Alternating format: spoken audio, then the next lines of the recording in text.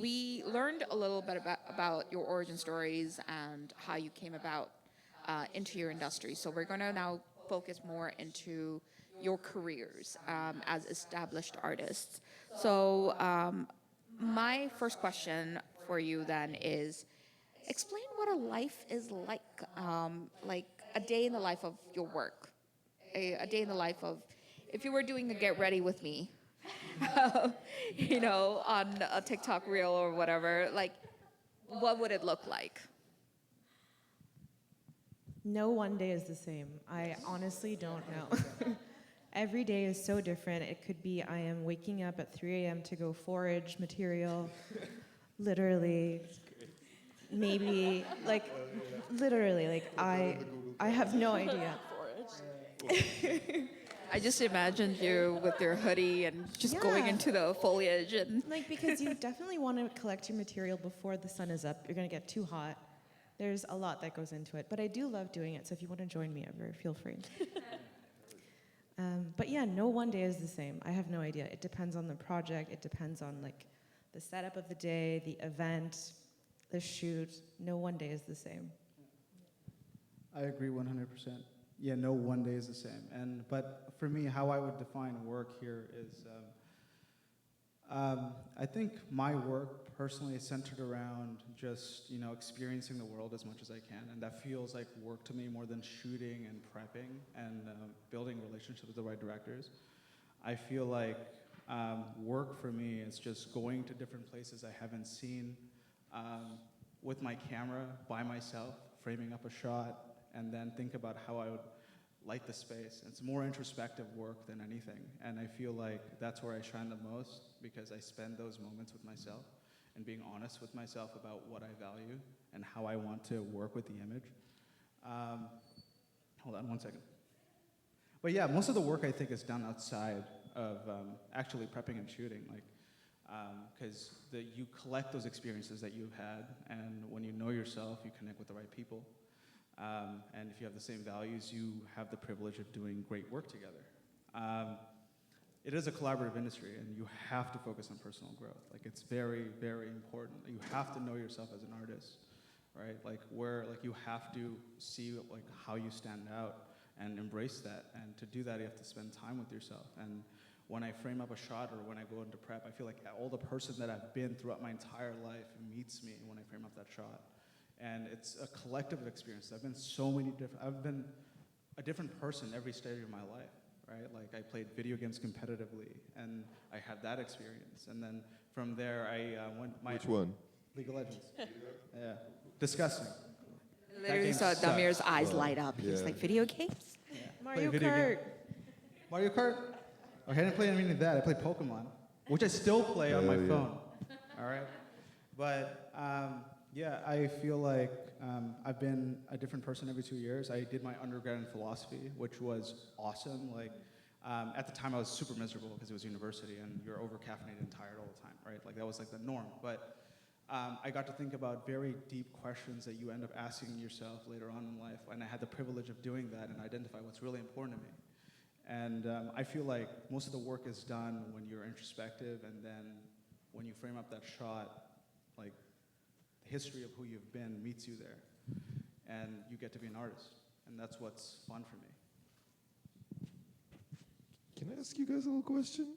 Which is that because every day is different. You have business or admin stuff to take care of, and sometimes you have creative stuff to take care of. How do you guys Oh my God. schedule It that? sucks. around? So poorly. Don't, Yeah. I don't It's do not it. That's what I struggle with. It's I've done budgeting for 2 hours. I don't want to make a song now. Oh my Or, God. Yeah, but dude. how do you guys do Different that? parts of your brain, right? I have not done taxes. I am scared That's fuck For taxes. legal suck. reasons, that was a joke. for this year. Just This is a safe space. only this year. It's a safe space. Edit that out. Okay, so I recently started using a project management tool because I would always use them for Which work. one? I use Monday.com Oh, that's awesome. because I like colors and I don't I read. like colors If too. I don't use colors, I just don't. Never gonna do it. So there's a free version, and I have there's 3 boards you can have in the free version. So I use one board is social media, all the things I have to create, edit, blah blah blah, and then my personal admin, which is literally broken down into like financial things, laundry, whatever I need to do, and then comedy shit. So those are like my three business or like my three personal things. And if I don't see it on the board, I don't do it. So Are we all sort of like freelance people? Yes. Here? Like we're all on Yes. a project by commission basis. literally, yes. Use Yes. AI. Unpopular opinion. AI has streamlined my workflow immensely. Like Excel sheets scare the hell out of me. Like I don't want to. Nah, man.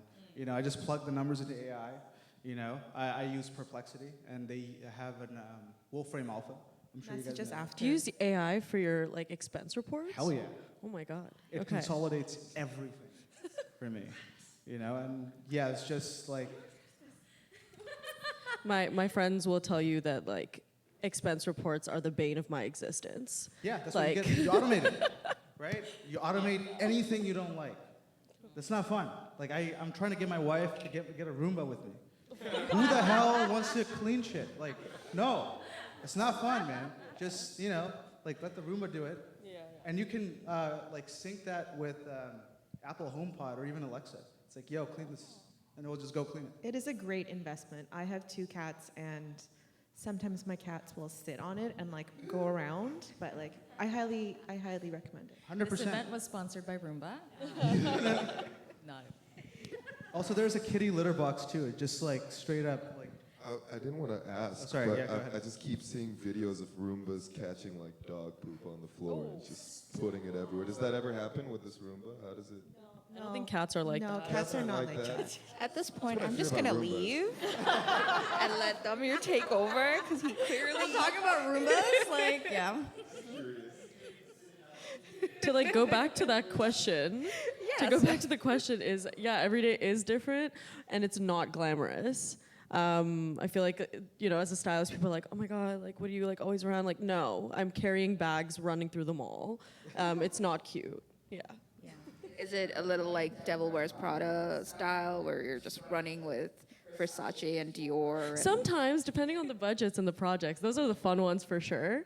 But yeah, I mean, I try to incorporate like local brands as much as possible. I'm always kind of on the hunt of like, Toronto has so many incredible creatives, so I'm always looking. So if anyone knows, let me know. Any new designers, I'm always on the hunt. I'm wearing a local designer right now, Spencer Badu. But yeah, so those are fun times for sure. But commercial projects are not necessarily always like that. Don't get me wrong, I love doing them.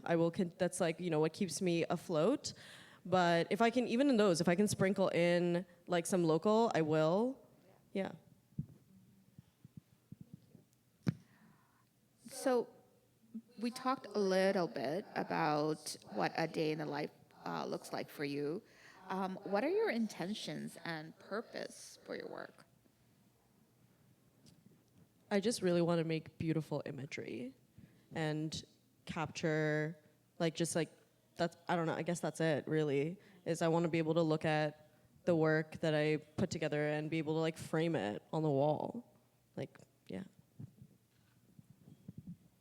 Please go ahead. I think for me would be learning to solve different complex problems and just fostering an environment where people feel safe with their input. Like growing up in Bangladesh, I was just like memorizing essays. Like it was, I don't even understand what the hell I was memorizing, dude. That was like, I have this vivid memory of memorizing an essay about rice fields and how they're made.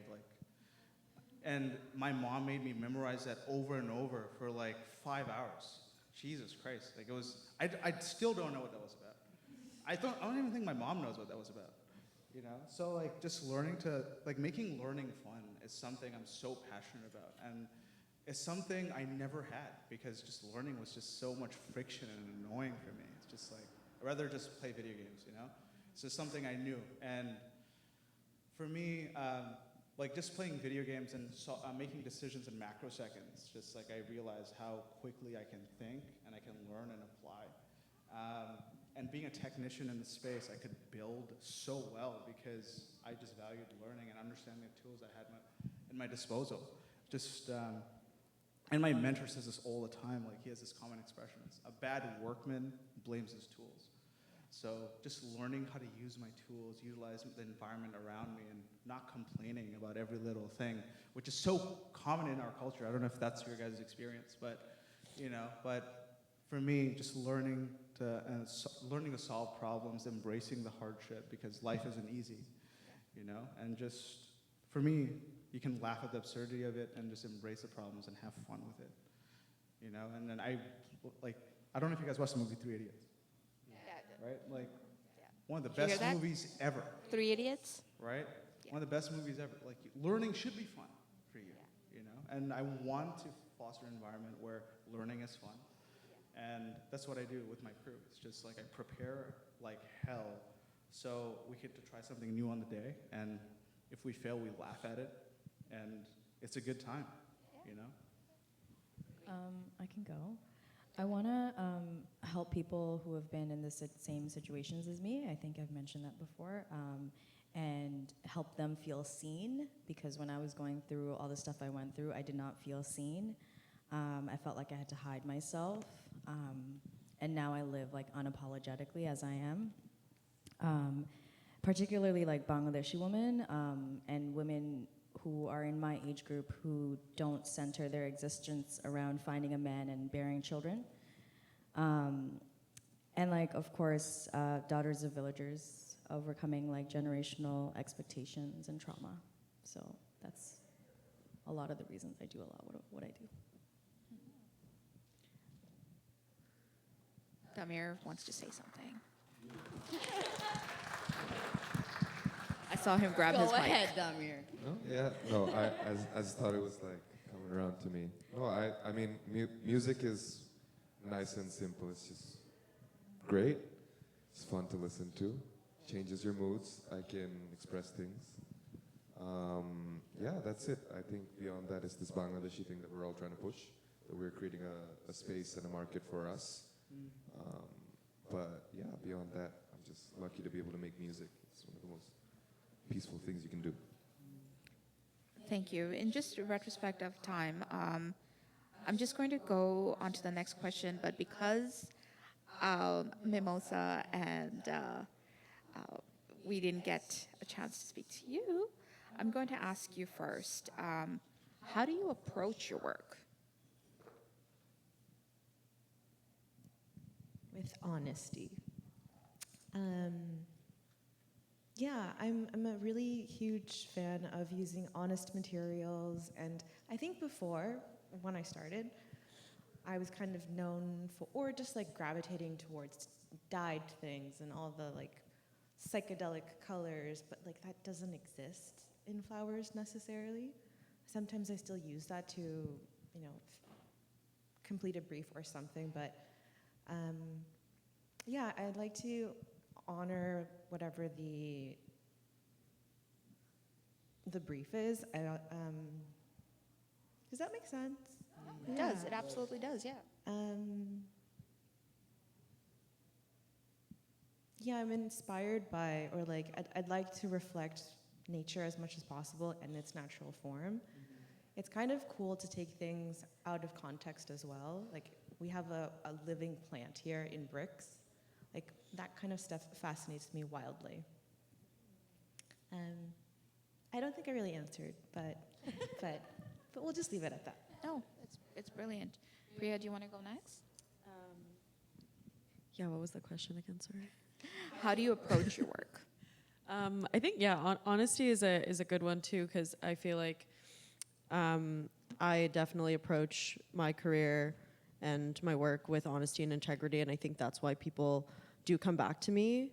I feel like a big part of when you're working with an artist or any clients and stuff, they're putting a lot of trust into you. So a lot of trust and a lot of like money that you need to utilize properly and all of that. So always approaching my jobs with honesties for sure. Yeah, I echo that. Thank you. You saved me. Anyone else? No honesty here. Yeah. What I really like that I've been able to do with my music is like I have my own stuff, but I also do a lot of work for other people. So production for other people. I do a lot of film work. So I get to change my approach a lot, which is fun, which allows you to see things in different ways. So you see in some of my singing shows, but we also do these DJ sets. I do film work, short films, advertisements, stuff like that. So you get to change it around sometimes. When you're doing your own work, then it's, you want to be vulnerable, you want to be relatable, you want to invoke a memory. But when it's for other people, you're trying to put yourself in someone else's mind. That's another kind of fun, creative exercise that you can do. Well, for me, it's just all based around like a system that you create that can consistently perform to give you the results that you want. Yeah, it just sounded super like dead and cold, the way I said it, but it's just the way I approach my work. When it comes to that, like when I design a system, it just consistently performs, and I don't really have to pay attention to it. I'm a huge fan of automation, so if I can like design a system to run like a well-oiled machine, it just gives me time to be creative, right? And I feel like that's where the preparation comes in most of the time, because like you having the relationship with the director and like being vulnerable with them is how you're going to create the best work. So you have to prep your crew to be like a well-oiled machine, and so they can do their thing, right? And you can be with the director and talk creative. And I feel like it is that scientific, it is that absolute. And you can tweak your system to be more efficient over time, and it can be adaptable for different directors. You just have to know them. And it's just having something that you don't have to think about, so you can think about what really matters, right? I'd just like to say, like, for sure, like that's having a system, is so important. And I find that, like, in this industry, especially in Toronto, because we're very busy. So a lot of the times you're working with new people, and especially in styling, like organization is so important. You have to be on top of everything. There's so much going on that like you can so much can slip through the cracks. So if you don't have a proper system in place, or like steps you follow when you are prepping a job or something, like it can get really messy really quick, and then suddenly you don't know what's going on anymore. So, and then sometimes like you're dealing with like, I don't know, like 30 bodies on set, and you have to like dress that many people, and you have like 4 different assistants, and you need to be on like the same page. So having a system is so important. Yeah, I'm still working on what that system is. It's definitely difficult, and with every project, you learn more and more. Yeah. To add to that, actually, all of a sudden I forgot what I was going to add to that. Oh yeah, we're all so tired all the time, like especially in the summers. Jesus Christ, like it gets so busy, and like we're working like 7 days a week on like for 3-4 weeks, and if you're not just on set, you're prepping to be on set, and like at that point, you're just on autopilot all the time, right? And because you have a reliable system to lean on, you can just have faith the system will perform, and you can fill in the cracks, but you're going to be on autopilot if you're tired. It is what it is, and no amount of drugs will fix that. If anything, it's going to make it worse. So don't do drugs. And it's just... Don't do drugs. But yeah, it's just you are going to be cognitively impaired for like when you're like not sleeping much. It is what it is, and it is the nature of the job. And having a good system is absolutely imperative to drive you to your goal, and it has to perform. Like hopefully it performs over and over. So yeah, that's just my approach. As someone with borderline insomnia, I agree on that. Yes. Getting your sleep in is so important. I'm going to have a challenge for you guys for the next question. In 3 words, what are some of your barriers to success? If you can list me in 3 words. I'll do it in 1: money. Mic drop. We got money. For me, it would be lack of work to show, because like when you shoot something, it just gets stuck in limbo for a little while. And the stuff that I've shot, and I've shot quite a bit, it's just still coming out. And it is important that you give your other collaborators, it's just stuck in post houses, my work. And they're applying finishing touches, and they have their own line of politics, and you have to accept that as a cinematographer, you have no control over that, and you just have to let the process play out. And secondly, I really, really like where I am right now. It took me a long time to get here. I do very well as a commercial focus puller, and I love what I do, and people that I get to do it with, it's just awesome. Like Santiago, I'm his guy, right? I'm his focus puller, and just being beside him, just being like learning from the greats, like my other mentor, Vinit. And when I become a cinematographer, I have limited access to that.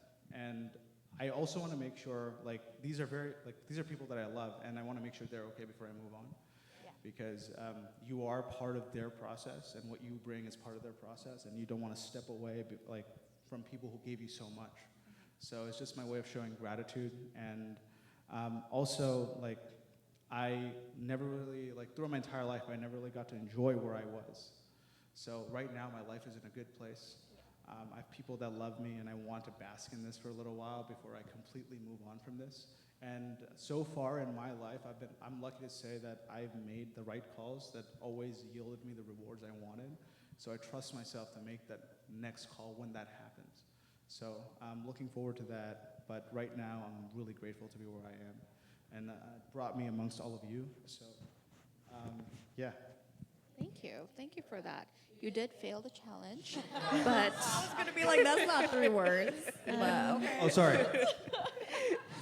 no, but it was important words, so I appreciate that. Thank you. For not cutting me off. No, not at all.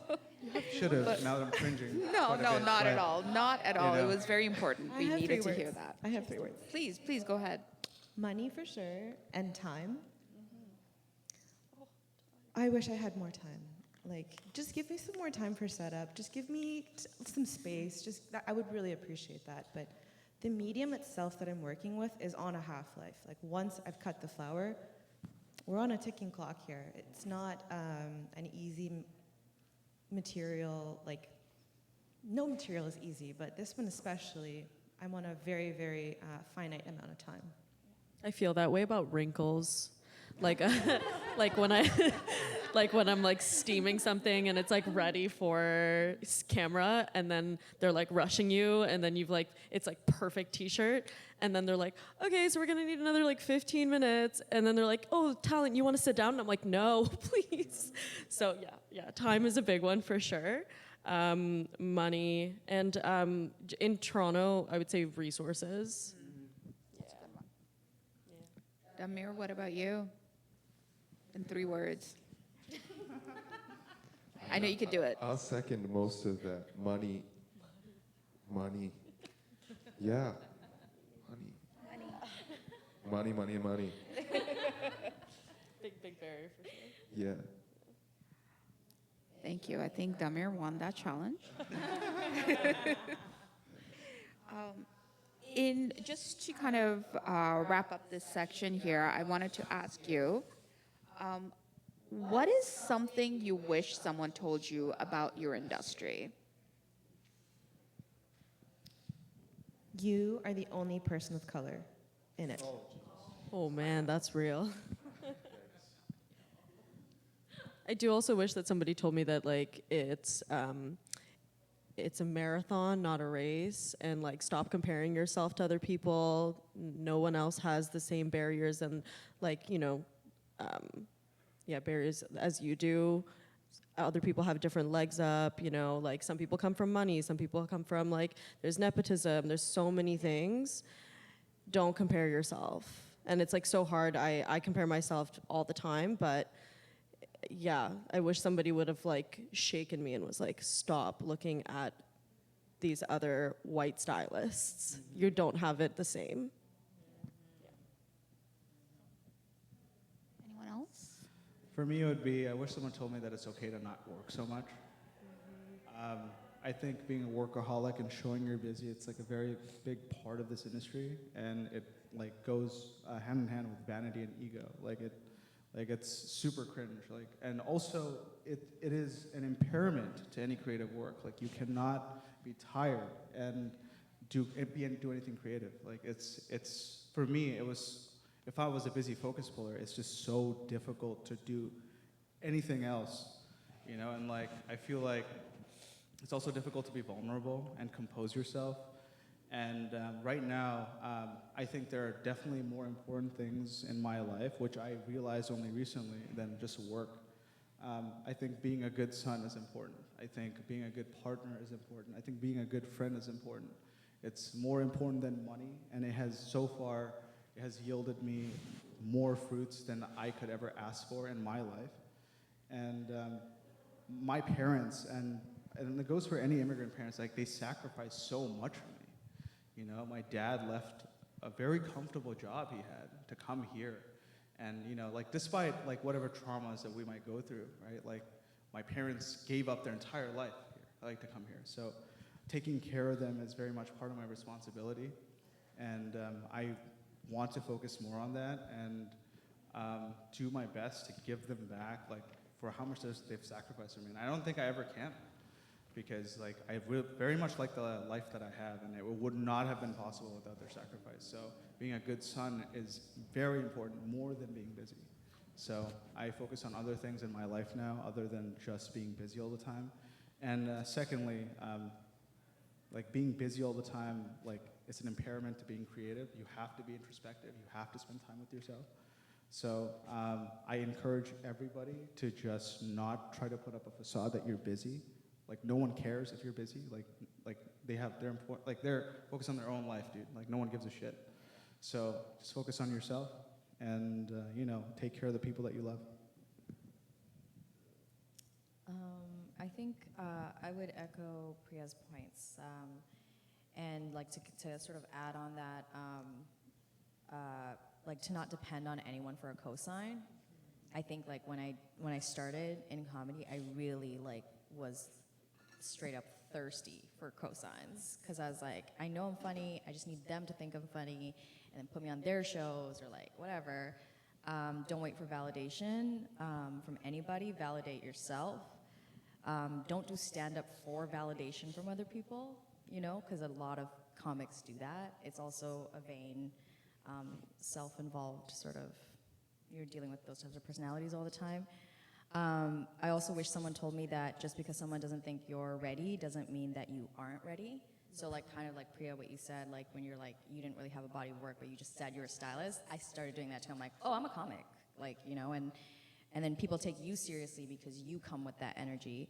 And then also, I wish someone told me to take breaks from stand-up. I'm not really doing that. I'm not listening to myself, but I think it's important to take steps away, because like with stand-up specifically, you really have to live life in order to inform what you're going to be speaking about. So you're not repeating content over and over again. So yeah, those are some things I wish someone told me. Can I just add something? Don't do things for free or exposure. Big fact. I'm so tired of people being like, we have this great opportunity for you, we love your work, we have no budget. Do they really value you then and your vision? I'd say like that's like so true, but also if you're gonna do something for free or exposure, make sure it's something you want.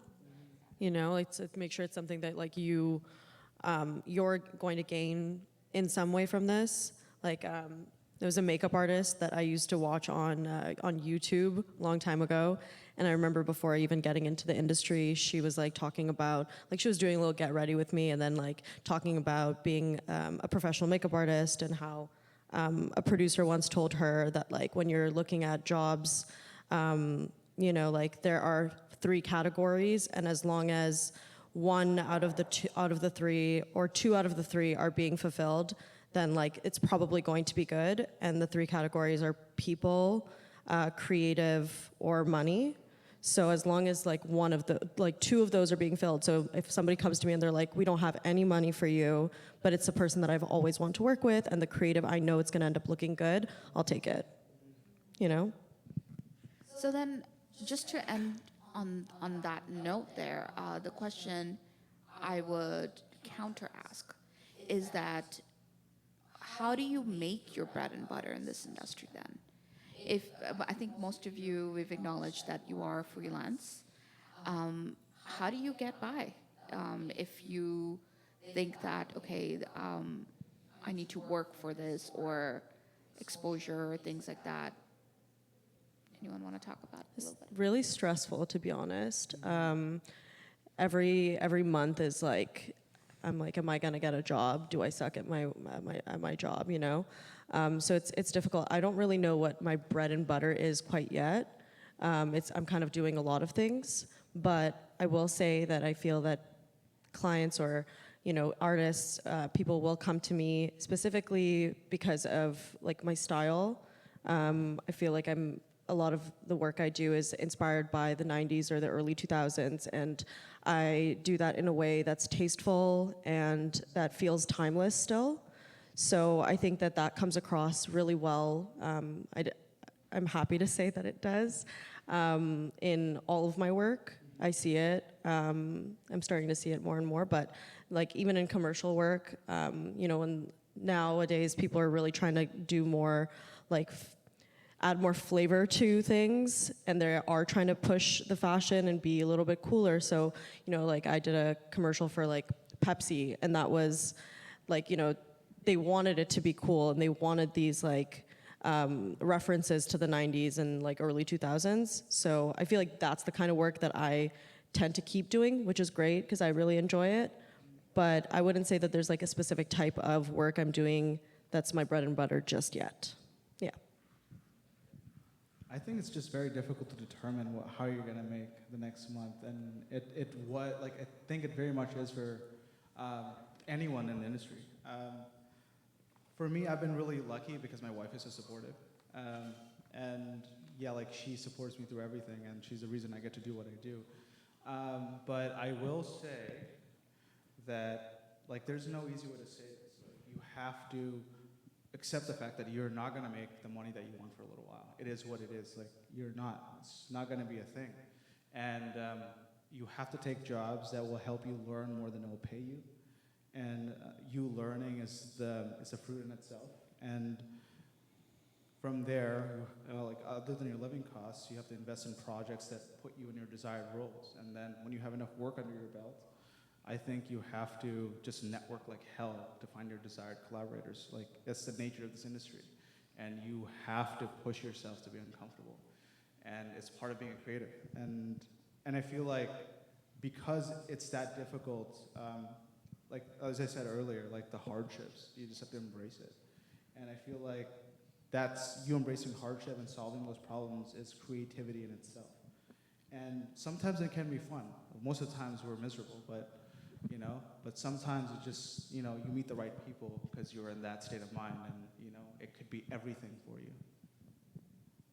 I think, it's difficult to know what each month will look like. But I think a big part of it also is pushing away your ego. You have to take some shitty jobs to fulfill or fuel and fund the creative jobs. So I have to do some commercial jobs to do the fun and creative and beautiful work that I want to do. So I think a big part of it is understanding that we do live in a capitalist society where we don't really support community. I will say that, like, although sometimes I am doing like commercials that like I don't really necessarily, it doesn't speak for who I am. I will say that the people that I work with are the best parts of that. And like once you start getting into the groove of like working with some of the same people, you can lean on them to support, and then it turns out to just end up being like a couple of weeks with like people that I really love, and then. So it's just, I feel like it's lucky at that point. I agree with that. And I feel like sometimes it's an inside joke of like, what are we doing? Yeah, literally. Yeah, like here we are again. Yeah. Thank you so much for that.